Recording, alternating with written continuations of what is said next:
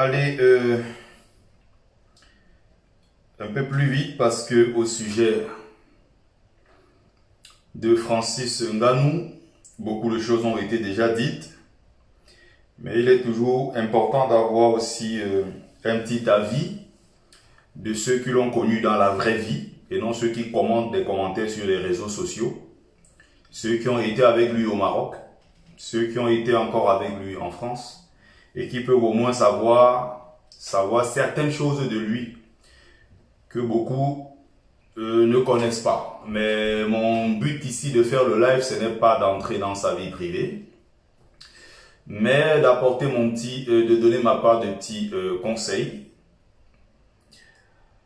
Je pense que nos célébrités ne sont pas encore affûtées sur certains sujets et je pense qu'il est urgent qu'on gagne peut-être 200 000 dollars et qu'on soit aussi capable derrière de sortir 1000 dollars ou 1500 dollars pour donner à quelqu'un qui va soigner sa communication, qui va soigner son image, qui doit prodiguer des conseils. Je pense que c'est très important.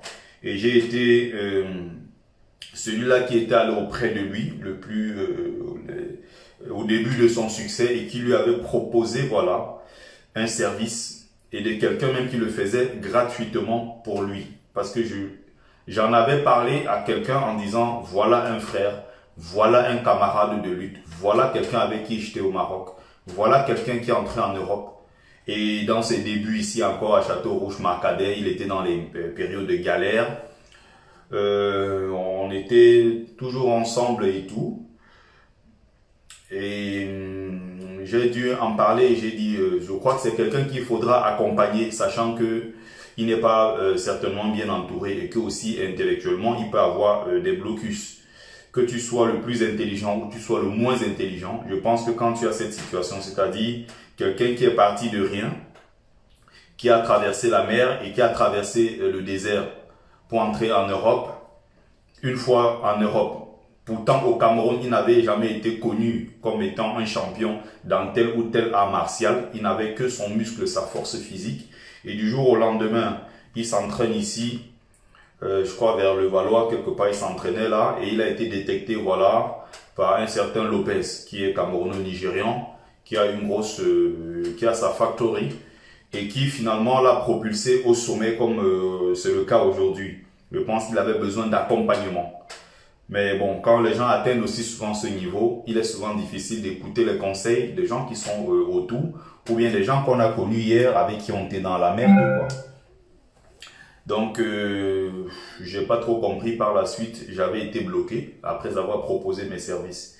Et je ne suis pas le seul à en parler.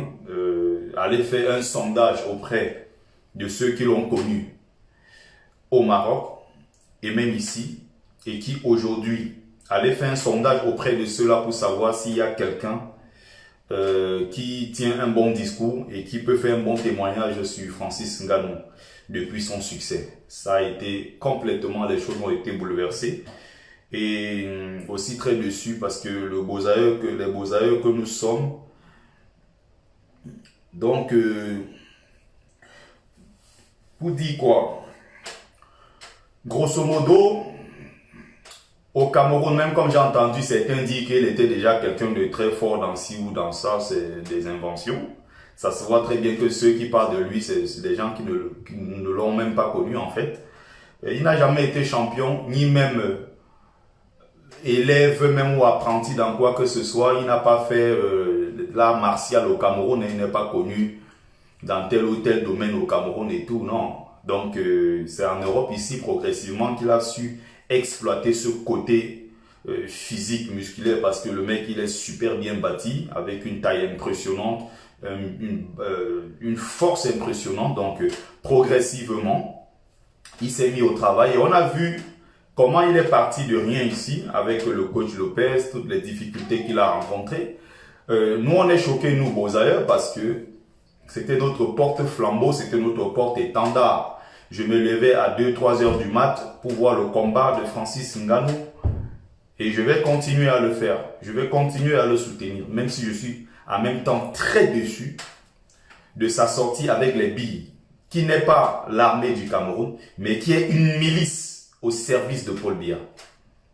Aller soutenir ces gens alors que les Membis sont en train de massacrer des populations innocentes dans les régions anglophones, c'est tout simplement inacceptable. Je l'ai fait avec plaisir, je l'ai fait avec passion. Je parle ici de l'hommage que j'ai rendu à ce frère. Quand on était à Gourgo, souviens-toi Francis, pour ceux qui ne connaissent pas Gourgo, c'est une montagne dans le nord du Maroc, à la frontière avec la ville, l'enclave espagnole de Melilla. Et il y a une grande forêt là-bas, notre quotidien. À 4h30, il faut être debout. Il pleut sur nous. Il fait froid, on est dedans, sur nous. On a souvent l'aide de Médecins Sans Frontières qui nous donnaient des couvertures que les migrants appellent les Kosovo. Mais après ça a été... Médecins Sans Frontières avait été interdit, donc ils avaient été chassés du territoire marocain. Nous, on a connu encore 10 fois plus de difficultés parce que quand même, ils nous donnaient quelques aides de temps en temps avec des couvertures, parfois un peu à manger. Et les premiers blessés lors des assauts étaient d'ailleurs soignés par les médecins sans frontières avant de les ramener à l'hôpital de Nador ou bien de Casablanca quand c'était peut-être plus grave ou bien autre chose. Donc tout ce périple-là, on l'a fait ensemble. Il y avait, je sais pas, à 4h30 on se lève, je rappelle vite fait comme ça le quotidien, mais pour ceux qui veulent bien, dans mon livre vous aurez même les plus petits détails. Je raconte ça parce qu'il est important pour la postérité. Que les gens comprennent ce que les enfants camerounais et même africains au-delà vivent, ce qu'ils subissent avant d'arriver en Europe. Et expliquer à un enfant de 5-10 ans comment quelqu'un comme celui-là, qui a connu ce passage, qui a connu toutes ces misères, ces souffrances, beaucoup ne le savaient pas au départ. Nous, on le savait, que le grand Francis Ngannou, qui est admiré par tout le monde, a connu ce périple-là. Pendant d'ailleurs plus de 2 ans, il a caché son jeu, il ne voulait pas l'admettre, il ne voulait pas l'avouer. Mais peut-être parce qu'il avait ses raisons, mais il a finalement récemment, il y a je crois 4-5 mois, fait un direct où il disait force aux beaux ailleurs, force à ceux-là qui ont pagayé avec moi pour qu'on entre en Europe, parce que Francis Ngannou commence, il a un Nador comme tout le monde. Quand je parle, ceux qui étaient là-bas connaissent, il était à Nador, il a tenté. Alors j'ai encore un gros problème ce soir. Mettez... Voilà, c'est super. J'arrive à voir maintenant vos commentaires. Je ne voyais pas de vos commentaires depuis. Donc, après ça, essayez de partager s'il vous plaît. Pour ceux qui sont en train de regarder le live, ne serait-ce qu'un petit partage et invitez aussi le maximum de personnes. Petit partage et invitez les autres. C'est important. Invitez les autres. Donc, après ce périple-là, il est très difficile d'expliquer à quelqu'un. Il est très difficile d'expliquer à quelqu'un qui n'a pas connu ça que la même victime revient soutenir son bourreau.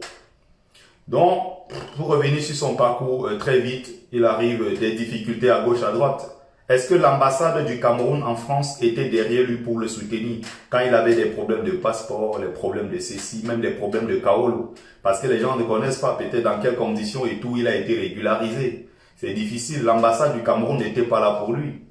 C'est encore l'entourage, c'est encore les Lopez, ce qui est son coach, qu'il a même détecté et tout, qui était derrière tout ça. L'ambassade du Cameroun n'est jamais venu à la rescousse de Francis Ngannou. L'ambassade du Cameroun n'a jamais facilité son dossier parce qu'à l'époque, il n'était rien. Le gars s'est battu pour être ce qu'il est aujourd'hui. C'est Mouele Kombi qui tente de récupérer ses actions. Après Mouele Kombi, c'était maintenant c'est des militaires. Ils sont nombreux et le gars joue le jeu. Hortense là, je vais très bien ma mère. Alors, il y a des gens...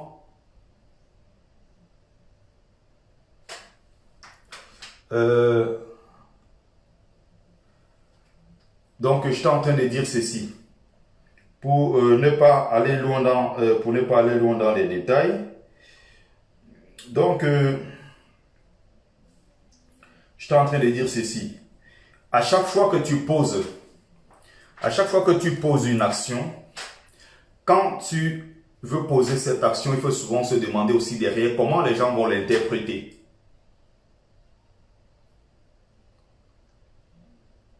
Donc, comment les gens vont l'interpréter? Et remarque quelque chose, mon cher Francis. Remarque ceci. La plupart des gens qui sont derrière toi pour t'encourager sont des gens qui sont en train de te mettre dans le trou, qui sont en train de te pousser dans le trou. Ce sont des gens qui sont en train de te pousser à l'erreur, qui t'encouragent dans la bêtise. Il y a des gens aujourd'hui qui te disent, champion, tu n'as pas de compte à rendre. Champion, ils sont qui ces gens? Tu es un grand champion. Il y a ceux qui sont derrière pour te dire que ben, tu t'en fous. Eux, c'est les qui? Il faut savoir que la plupart des gens qui tiennent ce discours, c'est des gens qui sont en train de te tremper dans la boue, sont en train de te noyer. Et demain, quand ça sera peut-être pire que cela, ce sont les mêmes gens qui vont se moquer de toi. Remarque aujourd'hui que si tu fais un post, il y a 800 commentaires, il y a 600 insultes. Les gens ne sont pas d'accord avec ce que tu as fait. Et s'il y a même 200 commentaires allant dans le bon sens, remarque très bien que c'est ceux-là, cette bande de voyous, qui se sont autoproclamés patriotes. Et même parmi eux, beaucoup de tribalistes. Souviens-toi que ton dernier combat, tu avais gagné, je crois, au bout de 8 secondes. N'oublie pas que pendant ce combat-là, il y avait des gens qui ont fait des montages vidéo, des montages photos, en mettant ton visage sur Facebook où tu étais un visage complètement bouffi et détruit. En disant que Francis Ngannou, le Bamileke, a perdu son combat. Alors que tu n'avais même pas encore combattu. Mais ce sont les mêmes gens aujourd'hui qui viennent dire que non, Francis Ngannou, non, tu es le meilleur. Qui te disent qu'aujourd'hui tu es le meilleur. Qui te disent qu'aujourd'hui tu es le patriote. Alors qu'hier tu traitais de Bamileke. Sache que ceux qui sont derrière toi, qui te soutiennent, ne sont pas sincères. Ceux qui te parlent sincèrement, ce sont des gens comme moi. Qui t'ont vu galérer et qui sont fiers de ce que tu es. Parce que moi, je suis fier de tout Bozaïeux qui a connu ce périple-là et qui est arrivé en Europe, qui a pu faire quelque chose de sa vie. Je ne peux que féliciter, je ne peux qu'encourager. D'ailleurs, il y a tout un chapitre dans mon livre intitulé « Mes encouragements » où je prends le temps de rendre hommage à ceux-là. Je rends hommage à ceux-là qui ont connu pratiquement le même périple que moi et qui, par la suite, ont pu faire quelque chose. Il y a un chapitre spécial, je reviendrai dessus. Voilà, je reviendrai dessus d'ici peu.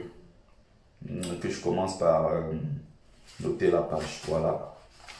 Pour ceux qui ont le livre, c'est à la page 187. Voilà.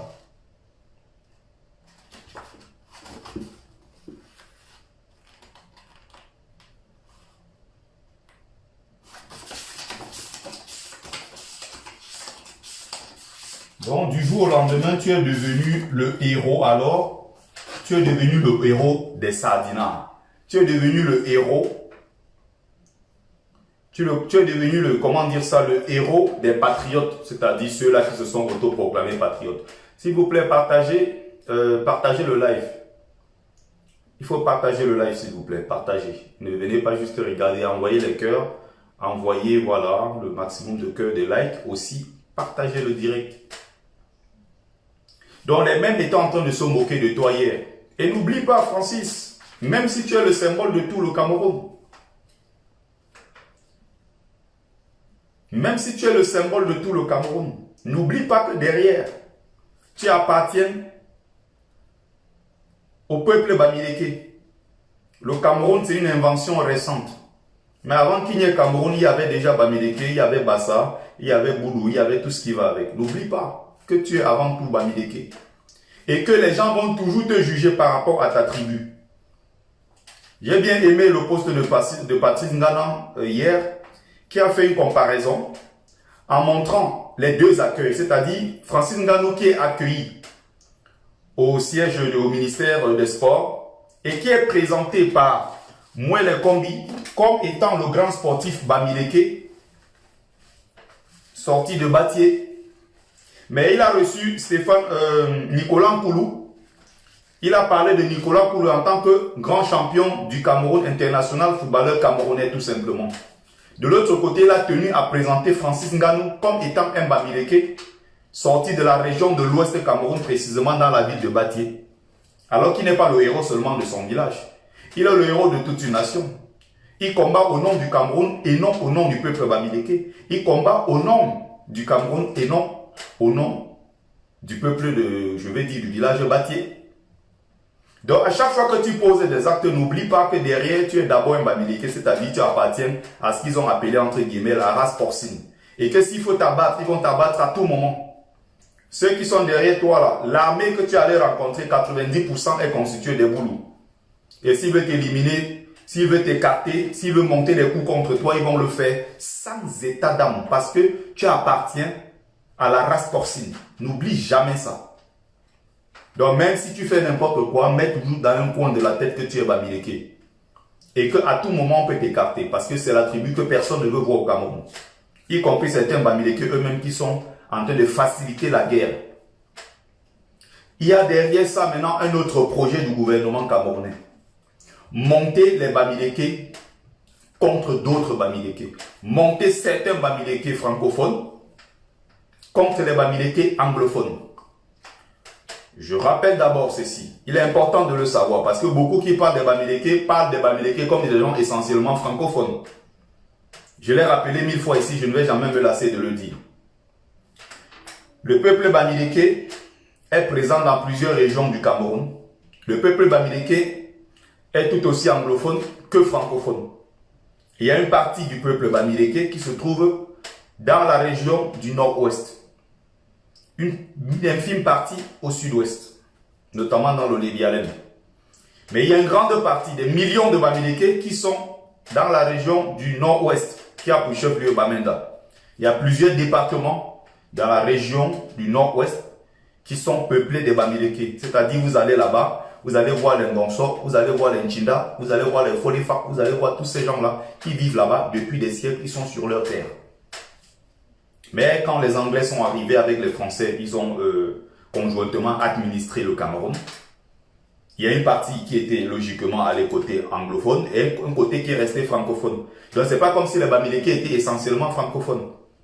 Mais il y a maintenant un projet du gouvernement camerounais de monter des Bamileke contre d'autres Bamileke, c'est-à-dire de faire qu'il y ait un affrontement même à terme entre Bamileke. Et regardez ceux qui sont donc anglophones du sud-ouest, c'est-à-dire la plupart qui sont des Sawa. Ils disent toujours les Bamileke, là, regardez même quand ils veulent insulter le Field Marshal.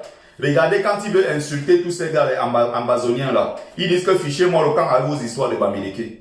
Parce que eux de ce côté ne se sentent pas. Ils ne partagent pas la même lutte. Ils ne partagent pas la même idéologie. Il faut savoir que eux, ils ne pensent pas de la même façon que ceux qui sont anglophones du nord-ouest, qui sont traités de Bamileke en permanence. Il ne faut pas oublier ça.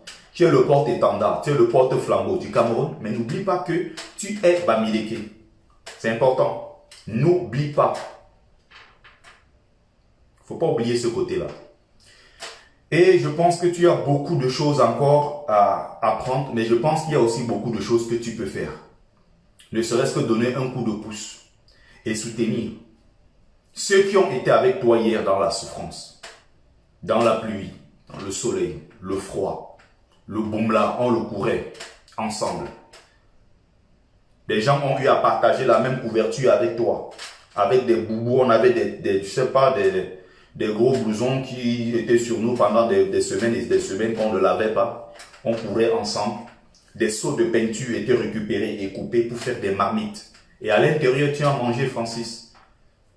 Quand on cuisinait dans ça, tu mangeais.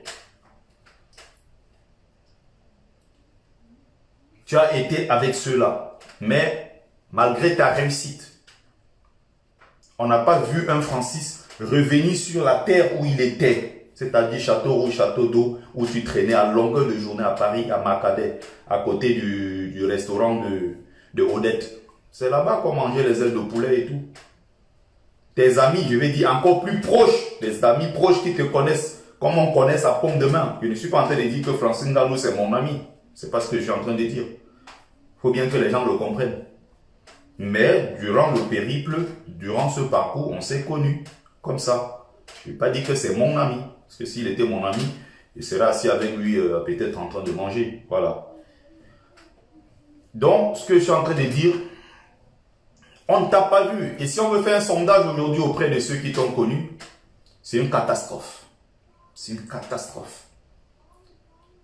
Tu n'es jamais revenu sur le terrain alors que parfois je sais pas, aujourd'hui tu n'as plus faim, Francis, tu gagnes des millions. Tu gagnes des millions. Ça ne t'aurait rien coûté de venir encore au même Macadé où tu étais, tu mangeais des ailes de poulet et t'asseoir avec les mêmes gens, les inviter quelque part. Ne serait-ce que faire ce qu'on appelle le sadaka, comme on appelle, donner à boire à tes amis, à manger, discuter avec eux, faire des séances photos, rigoler de tout et de rien. Une belle soirée, on l'aurait passé ensemble. Mais ils sont nombreux. Allez là-bas demander ce que les gens aujourd'hui pensent du même de Francis Ngannou qui était avec eux hier. Ce n'est pas ce que les gens... C'est parce qu'on veut laisser croire en fait. Beaucoup de gens ne le connaissent pas. Après son succès, il est devenu une toute autre personne. Les gens qui parlent ne le connaissent même pas.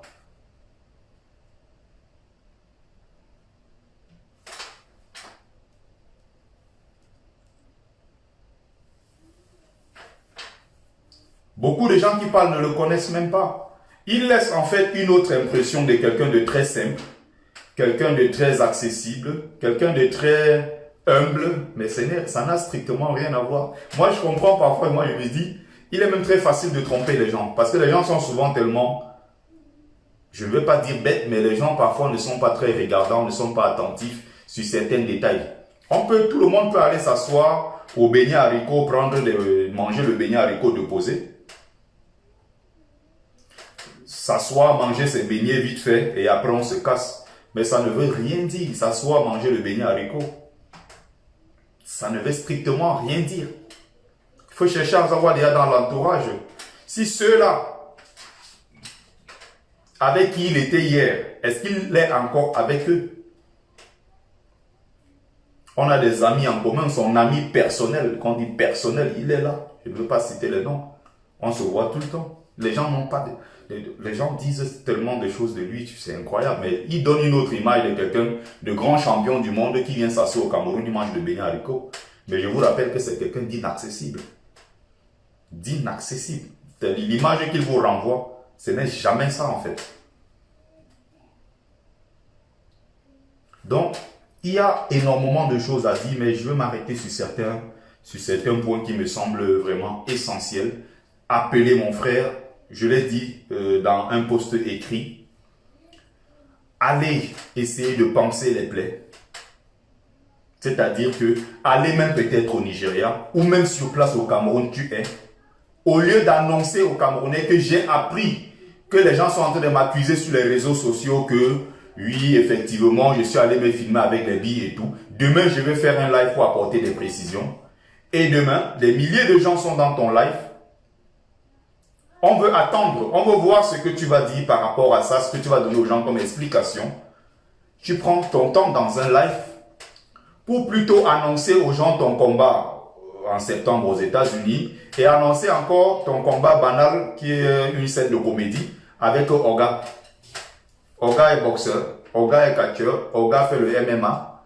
C'est juste du cinéma, je ne sais pas quel spectacle le gars organise. Ça s'appelle un manque de respect. Et en plus encore, tu pourris ta communication. En plus, tu t'enfonces davantage. Tu essayes de montrer aux gens que peut-être tu t'en fous et que tu es fort, tu te places au-dessus de ça. Mais ne tombe pas dans ces erreurs de Samuel Eto'o, de ce que beaucoup ont fait. Ne tombe pas dans ces erreurs-là. Il a encore temps de te rattraper et tu sais ce qu'il faut faire pour te rattraper. Au lieu de tenter de dire aux gens que non, il y a plutôt ton combat et ne pas donner des explications au peuple camerounais.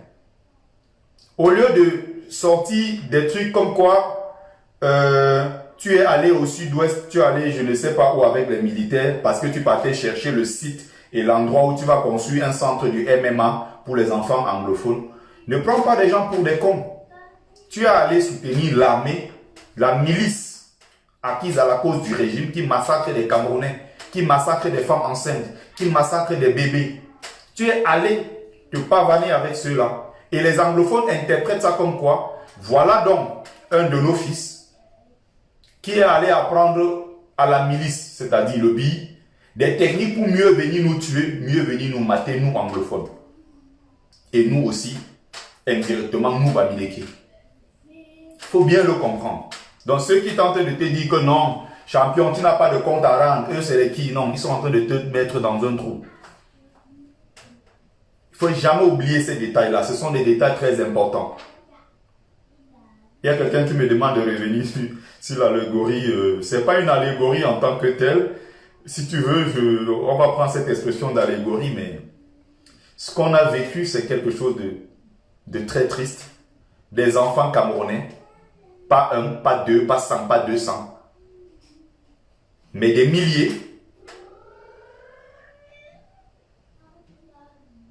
Des milliers d'enfants camerounais qui se trouvent en Algérie, qui se trouvent au Maroc, dans des forêts, en train de tenter la traversée pour l'Europe. Il dit bien des milliers. Comment se fait-il que des enfants sortis d'un pays aussi riche que le Cameroun se retrouvent par milliers dans des forêts du Maroc en train de tenter la traversée? C'est là la question. Qu'est-ce qui s'est passé? Qu'est-ce qui n'a pas marché? Un petit de mon quartier, encore il y a peut-être une semaine, est mort dans la mer. Un enfant de 21 ans, tout jeune, qui n'a encore rien fait de sa vie, est mort dans la mer parce qu'il partait en Europe. Cette jeunesse est en train de périr. Cette jeunesse est abandonnée. Et les gens, de façon logique, vont interpréter ça comme étant un affront même. C'est-à-dire que tu es allé t'allier du côté du bourreau pour mieux mater le peuple camerounais qui est en train de souffrir. Et les conséquences peuvent être même parfois désastreuses. C'est-à-dire, ça ne va pas toucher toi, Francis, mais derrière, le même régime qui fait semblant de te soutenir peut monter un coup et le lendemain expliquer aux gens comme ils sont en train de le faire. Voilà les Amba Boys qui sont des démons, alors qu'on sait que derrière, ce sont les mêmes qui soutiennent les mêmes Amba Boys qui partent perpétrer des massacres partout. Tu devrais te laver les mains de tout ça. Tu devrais t'éloigner de tout ça. Tu devrais faire en sorte que ces gens-là n'aient même pas ton contact, ne traînent même pas avec eux. Parce que quand tu souffrais à Paris, ici, pour des problèmes de loyer, tu es arrivé ici, tu vivais dans des immeubles abandonnés. Tu as vécu au foyer, tu as fait des agents de sécurité au nord. Comme moi aussi, j'en ai fait. Comme moi aussi, je suis arrivé en France, en bas de la Tour Eiffel, je suis arrivé à Paris. Moi, j'étais clochard, je dormais là-bas, je n'avais pas où aller. Là, ma famille, j'ai essayé de contacter, on m'a dit non, on ne peut pas te recevoir, il n'y a pas place. Je ne savais pas comment faire. Jusqu'au jour où je suis tombé sur mon papa, qui est là, que je prends comme mon papa aujourd'hui, Victor Dandy, qui m'a dit, mon fils, viens, ma maison, c'est ta maison, et tu restes là, je te laisse 2-3 mois le temps de te rétablir, et peut-être tu pourras trouver où tu vas partir. Oh, les 2-3 mois, c'est devenu 1 an, c'est devenu 2 ans. Je suis aujourd'hui son fils au point où, quand je quittais même la maison, il était complètement déchiré. Il me dit, mon fils, je veux que tu grandisses, tu as trouvé ta femme, va t'installer, fais ta vie, continue. Je suis content, mais en même temps, je suis déchiré parce que tu me quittes. On n'est pas en train de dire, il y a un certain Haïti, je ne sais pas quoi, qui dit, comme s'il avait tué quelqu'un. Francis Ngannou n'a pas tué quelqu'un, ce n'est pas ce qu'on est en train de dire. Mais il faut bien prêter attention à ceux qui soutiennent ce Francis. La plupart, c'est des tribalistes. C'est la vérité, que ça plaise ou non. Tous ceux-là qui sont derrière pour dire que Francis, tu es notre champion. Cabral Libya fait sa sortie. Champion de la récupération. Gros menteur. Cabral Libya, le Feyman, a fait une sortie pour dire que ce qu'il a fait, ce qu'a fait Francis Ngannou, c'est tout simplement ce qu'on appelle un acte républicain. C'est un patriote et tout. Mais on sait sur quoi il est en train de surfer.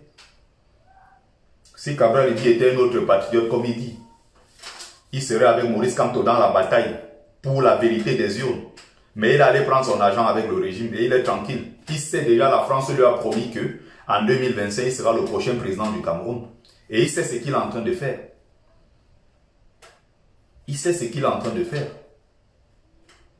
Il est dans les officines partout à Paris avec les dirigeants européens de la France qui lui promettent monts et merveilles. On dit tu seras le prochain Macron du Cameroun, tu prendras le pouvoir. Cabral Libya sait très bien ce qu'il fait. Regardez, hier, j'ai fait une comparaison avec la situation en Côte d'Ivoire. Qu'est-ce qui s'est passé en Côte d'Ivoire? Hier, on était au Trocadéro, j'étais en train de manifester avec les Ivoiriens.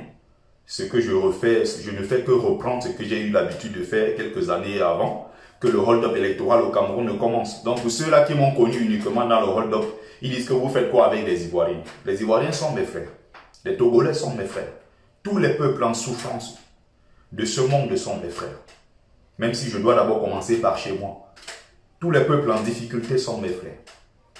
Ce qui se passe au Zimbabwe me concerne. Ce qui se passe au Congo me concerne, moi en tant qu'Africain, en tant que panafricain. Ce qui se passe en Algérie, au Maroc me concerne, moi. Quand un jeune Marocain meurt dans la mer, quand un jeune Marocain, un jeune Algérien meurt en affrontant, je sais pas, l'armée de son pays, quand il est tué par l'armée de son pays, ça me concerne. Il y a quelqu'un qui m'a fait cette remarque-là hier, mais tu es quel genre de panafricain, tu es quel genre de kémite qui dit que ce qui se passe en Algérie nous concerne. Les Algériens, c'est des zéros, c'est des chiens, c'est des tribalistes, je vais dire, c'est des racistes. Les Algériens tuent des Noirs et tout. Je vous ai toujours dit, ne tombez jamais dans le piège de la division. Tout est fait pour montrer qu'effectivement, et beaucoup de Maghrébins d'ailleurs ont adhéré à ça, tout est fait pour montrer que les Maghrébins sont des Méditerranéens, des Maghrébins, Algérie, Maroc, Tunisie, Libye, Égypte et tout ça, en fait, y compris aussi la Mauritanie, qui est passée dans le Maghreb, alors qu'on là-bas, on a nos frères soninké, on a des Djoula, on a tout ce que vous voulez en Mauritanie, mais il y a une minorité d'Arabes Hassani qui ont pris le pouvoir et qui ont finalement intégré la Mauritanie, bon voilà, au Maghreb. Alors que la Mauritanie faisait partie de l'Afrique de l'Ouest.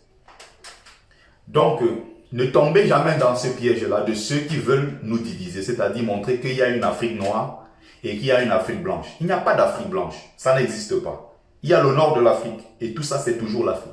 Donc où que tu te trouves sur le continent africain, quand tu veux parler, il faut parler en conséquence. Il faut savoir que sur cette partie qu'on essaie de montrer comme étant une partie différente de l'Afrique, il y a là-bas des gens plus noirs, foncés que toi et moi. Si donc vous écartez Maroc, Tunisie, Libye et autres de l'Afrique sous prétexte que ceux qui sont là-bas ne sont pas noirs comme nous, que faites-vous donc? Des noirs qui vivent dans cette partie du monde, cette partie du continent africain.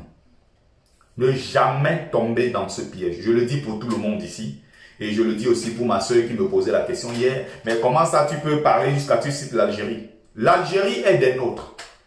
La lutte pour la libération du Cameroun, l'UPC. Il y avait un président au nom de Gamal Al-Nasser qui était égyptien et qui finançait même l'UPC. Qui a accompagné des leaders, les leaders indépendantistes camerounais dans leur lutte. Il était égyptien. L'une de ses cousines a été mariée à Francis Kwame Nkrumah. Et ça a donné de très beaux enfants métis. Au Ghana. Sortie de l'Égypte, elle a été première dame au Ghana. Le père qui a posé les bases du Ghana démocratique actuel était métis, Jerry Rawlings. Vous n'allez pas écarter les autres sous prétexte qu'ils ne sont pas noirs comme nous. C'est bête et c'est con. Même si d'un autre côté, il y a tellement de débats à faire là-dessus. N'oubliez jamais que au nord de l'Afrique, il y a des Arabes. N'oubliez pas que aussi il y a des Noirs. Quand vous allez dans le sud du Maroc, à partir de Marrakech, Ouarzazate, Belgendous, Essaouira, il y a même d'ailleurs un peuple légendaire là-bas, un peuple magnifique qu'on appelle le peuple de Nawa, qui sont des grands spécialistes de ce qu'on appelle la musicothérapie. Il y a aussi ça chez les peuples, chez un peuple au Sénégal. Il y en a aussi au Cameroun, dans plusieurs parties d'ailleurs de l'Afrique. Il y a ce qu'on appelle des spécialistes, des peuples spécialisés. Comme chez les Kissi par exemple, vous aurez des peuples spécialisés dans la neurochirurgie. Le même peuple se trouve entre Sierra Leone et voilà, le Libéria et la Guinée-Conakry. Les peuples Kissi, vous allez trouver un peu partout. Il ne faut pas tomber dans ce piège donc. Il dit que les Maghrébins là-bas, non. En Tunisie, dans le sud, à partir de Gabès, vous n'avez que des Noirs tunisiens. En Égypte, c'est pareil. Vous avez des Noirs égyptiens. Vous avez des Noirs libyens qui sont dans le nord de la Libye et qui sont dans le sud de la Libye et qui sont dans le nord du Tchad. On appelle les peuples Toubou. Ce sont eux qui étaient avec nous hier aussi. Il y en a beaucoup qui étaient hier en train de manifester avec nous. Les Tchadiens ont aussi leurs revendications. Ils sont là, ils étaient avec nous. Il ne faut jamais tomber dans ce piège. Donc vous avez le nord de la Libye qui est peuplé de Noirs. Vous avez le sud du Maroc peuplé de Noirs. Vous avez le sud de l'Algérie peuplé de Noirs. Vous ne pouvez pas dire que le Maroc, l'Algérie, la Tunisie, l'Égypte et tout ça ne font pas partie de l'Afrique parce qu'il y a une Afrique noire et une Afrique blanche. J'en ai terminé, je reviens au sujet de mon frère Francis Ngannou, dont je disais encore il y a quelques minutes, la solution pour panser les plaies, aller de l'autre côté du Nigeria ou même au Cameroun sur place parce qu'il y a des millions de déplacés internes, régler le problème, c'est-à-dire essayer de panser les plaies, essayer de faire que les Camerounais oublient ça parce qu'il est aussi possible que les Camerounais d'un moment à l'autre oublient, passent à autre chose ou alors que les Camerounais pardonnent. Penser les plaies, c'est-à-dire que d'un côté, tu as encouragé cette milice tribale qui a fait des morts, tu as tué à nouveau, tu as tué et retué encore ces enfants de Garbou, tu as tué et retué cette femme de Mouyouka l'autre jour avec ton geste. Maintenant, il faut passer de l'autre côté, essayer de penser les plaies. Et aider ces enfants réfugiés, ces enfants qui sont au Nigeria, qui sont au Cameroun, qui sont en train de souffrir, essayer de donner le coup de main. Voilà ce que tu peux faire. Ça, c'est bien. De deux, te taire complètement. Donc, demander pardon au peuple, penser les plaies et te taire. Continuer tes combats. Ne pas rentrer dans ce genre de choses parce que ça ne t'apporte rien. Ne pas rentrer dans ça, c'est très important de le rappeler. On se souvient très bien qu'au début, lors de tes premières victoires même, lors de tes premiers combats même aux États-Unis, tu avais sorti le drapeau du Cameroun. Tu avais sorti le drapeau du Cameroun. Yaya Moine, je ne dis pas que l'homme arabe est ton ami.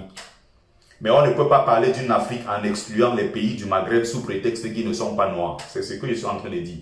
L'homme arabe n'est pas ton ami, c'est ton droit. Comme l'arabe aussi dira que toi, en tant que noir, tu n'es pas son ami, c'est aussi son droit. Donc, pensez ces plaies-là et surtout t'étais. Ou alors, si tu veux parler, que quelqu'un d'autre communique pour toi. Que quelqu'un d'autre communique à ta place. Parce que en matière de communication, ce n'est vraiment pas ton domaine. Tu es fort sur le ring, tu as d'autres pouvoirs, d'autres forces, tu as d'autres qualités ailleurs, mais en ce qui concerne la communication, ce n'est vraiment pas ton point fort. C'est pour ça qu'on dit, il y a des gens qui ont fait l'école pour ça, il y a des communicants, il y a des gens qui ont été formés dans ce métier-là, qui ont des compétences et qui peuvent t'accompagner dans ta carrière, qui peuvent communiquer pour toi. Moyennant un salaire même, je crois, de 1500, 2000, c'est largement suffisant. Ou tu peux même payer plus, mais sous forme de cachet, c'est-à-dire au moment où il y a besoin vraiment de faire une belle communication sur ta carrière et la suite de ta carrière qui est d'ailleurs très importante. Voilà ce que je voulais dire en substance. Voilà ce que je voulais dire grosso modo. Donc quand j'ai pris mon temps de rentrer dans les détails,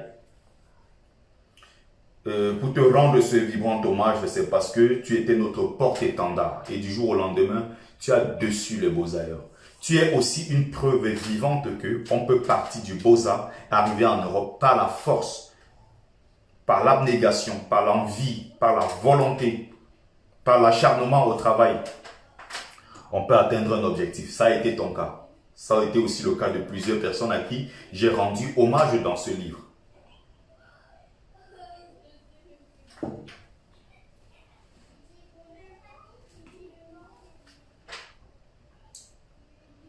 Que je regarde.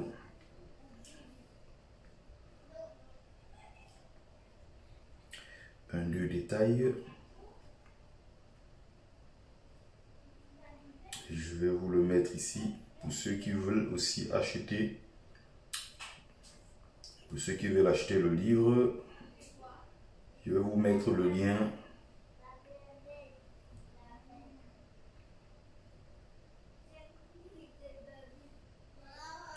Je vais vous mettre le lien dans le live. Pour ceux qui veulent acheter, vous me contactez tout simplement.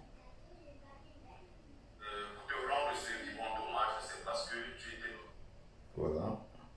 Pour ceux qui veulent acheter tout simplement.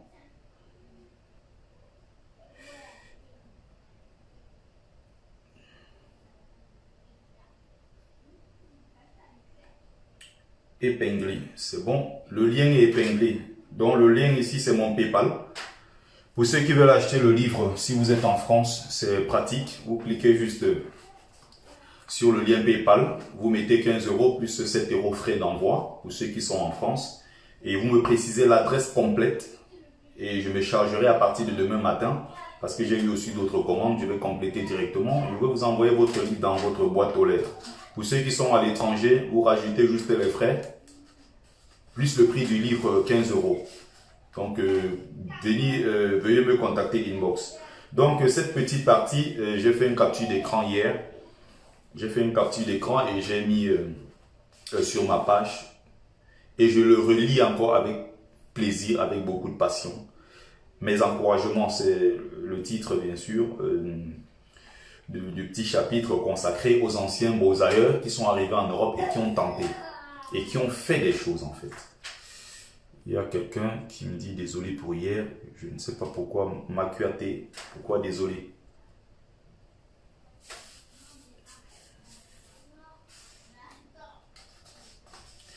Donc, je tiens à offrir tous mes encouragements à Francis Ngannou, que j'ai connu en 2013 sur la route de la traversée, à Gourgou. Gourgou aussi, c'est la ville au nord, comme je vous disais tout à l'heure, et à Tanger.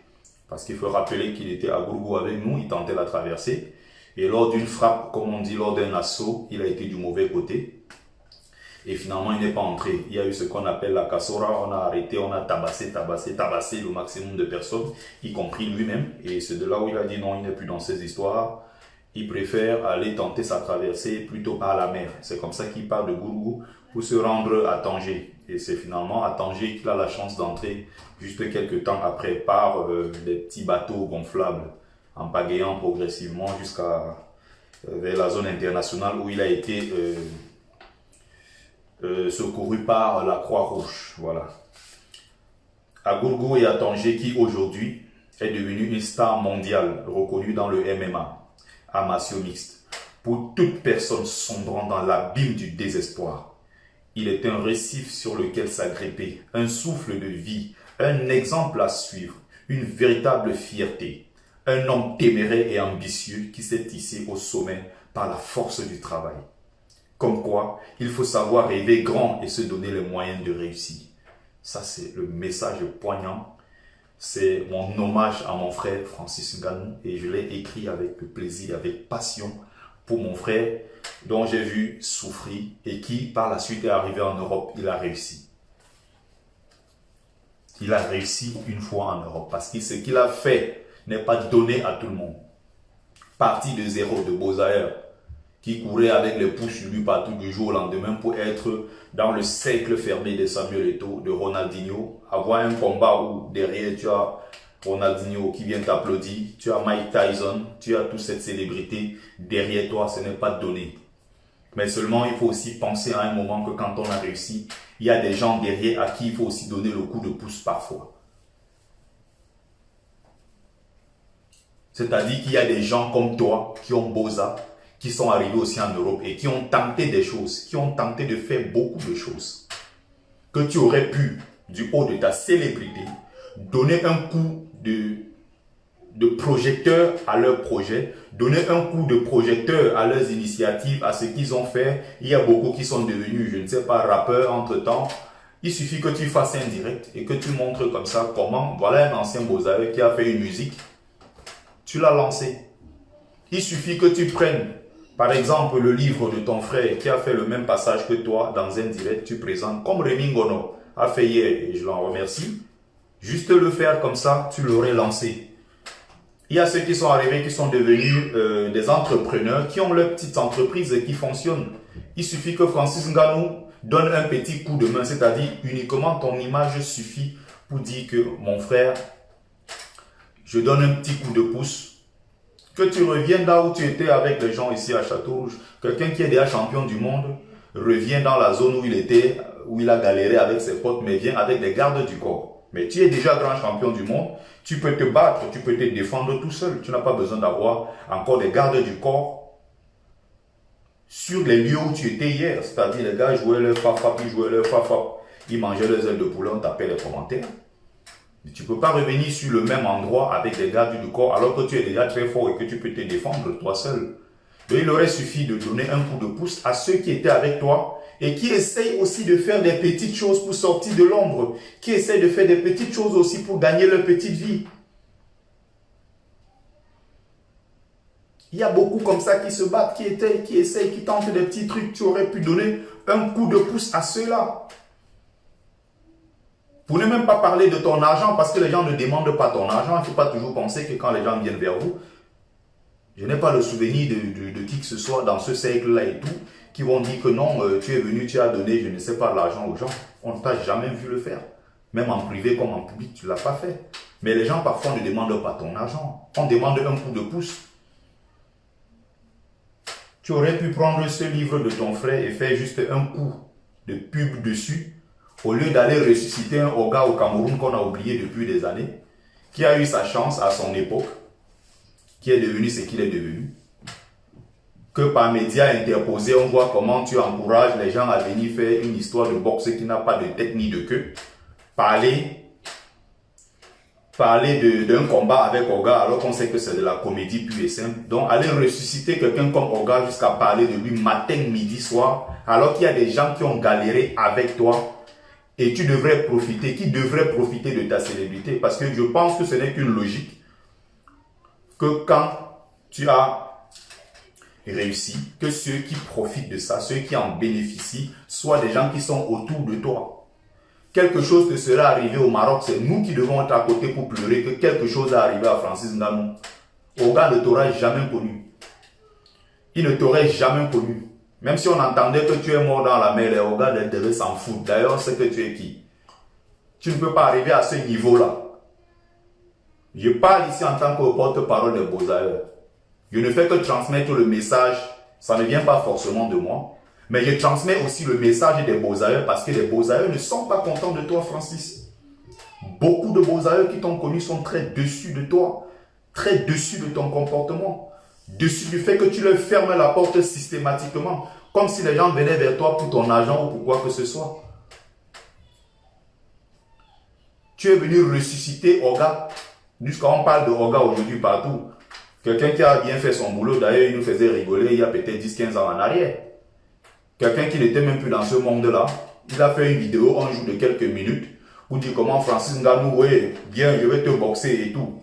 Tu es aujourd'hui revenu le fabriquer au point où tu programmes des combats contre Oga alors qu'on sait qu'en 2 secondes tu peux le battre. C'est de la comédie pure et simple qui n'apporte rien au final. Alors que ceux qui sont autour de toi, ceux qui tentent de faire des choses, qui sont arrivés en Europe, des Beaux-Ailleurs qui jouent au rugby, des Beaux-Ailleurs qui fabriquent des montres, il y a des Beaux-Ailleurs qui font dans l'artisanat, il y a des Beaux-Ailleurs qui font des petites œuvres, que tu aurais pu juste venir dire que je donne un coup de pouce, je donne un coup de projecteur à mon frère Beaux-Ailleurs d'hier. Non, tu ne l'as jamais fait.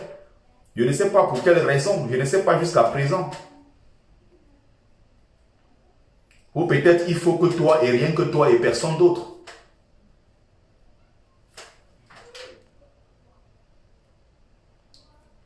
Edwige Modeste, tu es viré purement et simplement. Voilà. Bye bye. Donc, je finis là-dessus.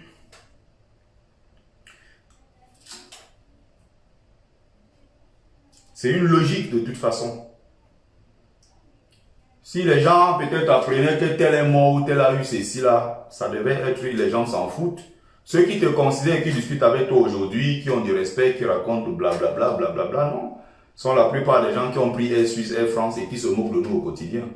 Bon, bien sûr, je ne parle pas de tout le monde. Il y a ceux-là qui ont pris Air Suisse, Air France et qui sont très admiratifs de ce que nous arrivons à faire. On est d'accord? Au lieu d'aller soutenir les gens, les autres, les Oga et autres, il y a tes frères qui font des trucs, tu aurais pu juste donner un petit coup de pouce.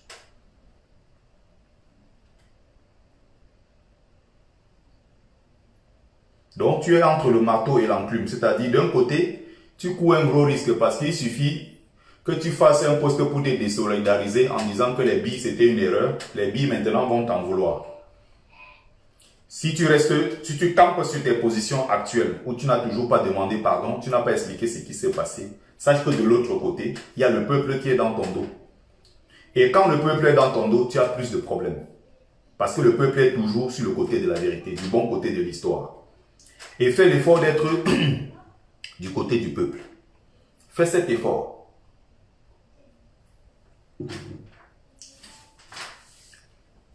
En tant qu'artiste, en tant que footballeur, en tant que penseur, tu dois être toujours du côté du peuple.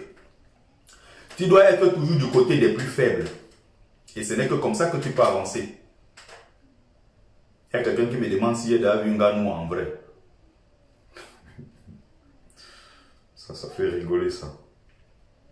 Donc, il faut être toujours du bon côté de l'histoire. Du très bon côté de l'histoire. Ceux qui doivent être prioritaires et profiter de ton succès, je te le rappelle encore, Francis Ngannou, en tant que porte-parole des Beaux-Ailleurs. Ceux qui doivent profiter de ton succès sont tes frères d'armes avec qui tu as combattu hier. Sont tes frères Beaux-Ailleurs avec qui tu étais hier. C'est nous et pas les autres. Comme on dit chez comme on dit chez les Bafans par exemple, on dit que si ton frère est chez le prunier, tu dois manger les prunes les plus noires et les plus costaudes.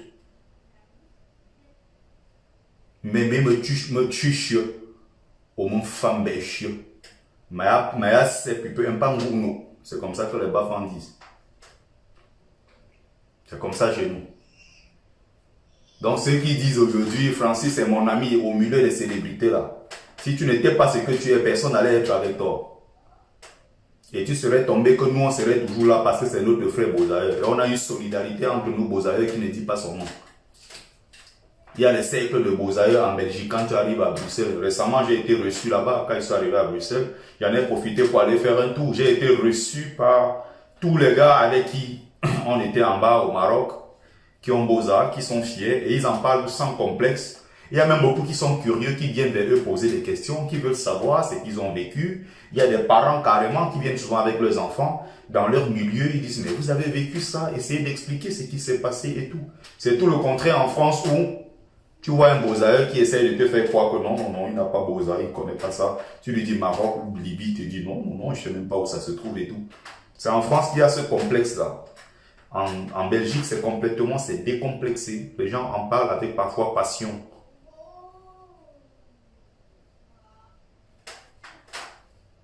Edwige Modeste qui racontait des inepties a été déjà viré. Je n'ai pas le temps à perdre avec des gens comme ça.